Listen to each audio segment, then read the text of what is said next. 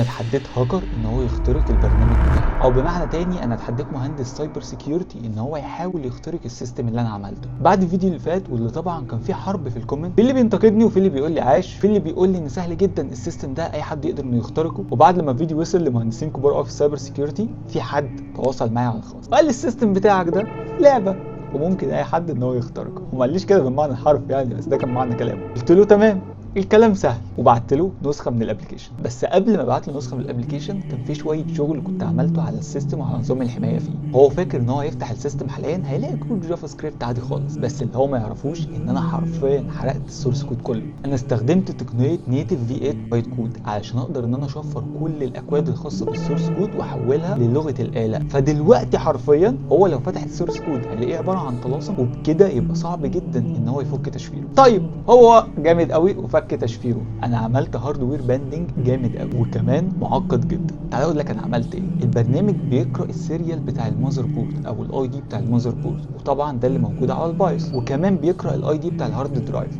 هتقول لي طيب ما كل ده ممكن يتعدل. هقول لك هو فعلا كل ده بيتعدل عادي، بس الجديد بقى ان انا باخد الاتنين دول وبطلع منهم رمز تاني متشفر، بتبقى بصمه خاصه بالسيستم بتاعي انا ده بس للجهاز ده بس. يعني لو اي حد فكر ينقل النسخه من جهاز كانت نسخه متفعله عليه لجهاز تاني، النسخه هتحرق نفسها وحرفيا مش هتفتح. ده غير طبعا فخاخ الانتي تمبر اللي انا حطيتها في كل حته في الكود. اول ما يفكر ان هو يفتح ادوات الهاكرز او الديباجرز، السيستم هيكشفها وهيقفل فورا في وشه. مش بس كده، ده انا كمان عملت اكتر من طبقه تانية هسيبه هو يستكشفهم بنفسه. بس من الحاجات المهمه قوي اللي انا عملتها ان انا عملت هاش كود لكل الملفات، وبتشيك على الهاش كود ده عشان لو في اي حاجه اتغيرت جوه الملفات دي فمعنى كده ان الهاش كود اتغير، ومعنى كده ان في حد بيحاول يلعب في السيستم عشان يسرقه. فطبعا السيستم برده بيكراش وبيقفل في وشه. ده غير كل ده ان هو لو فعلا قدر ان هو يعدي كل المراحل دي ووصل ان هو فك التشفير سواء بتاع الملفات او حتى بتاع الاكتيفيشن كود، فوالله مفتاح فك التشفير ده للاسف هو مش مع السورس كود. مفتاح فك التشفير ده برنامج تاني خاص بيا انا، اللي بقدر عن طريقه ان انا بولد ببصمه معينه، البصمه دي متشفره بقدر اولد بيها الكيز دي واقدر ان انا افعل بيها اي جهاز لمده 30 يوم. فكده تقريبا كل اللي انتوا قلتوه لي في الفيديو اللي فات، اللي انا مبسوط جدا من التفاعل بتاعكم، انا قدرت ان انا احله. ولو شايف نفسك ان انت جامد قوي وتقدر ان انت تعمل السيستم ده هاك، اكتب لي كومنت وانا ابعت لك لينك تنزيل السيستم وجرب براحتك وقول لي عملت ايه. ودلوقتي المهندس اللي انا قلت لك عليه هو معاه الملفات الخاصه بالسيستم، هو فاكرها مهمه سهله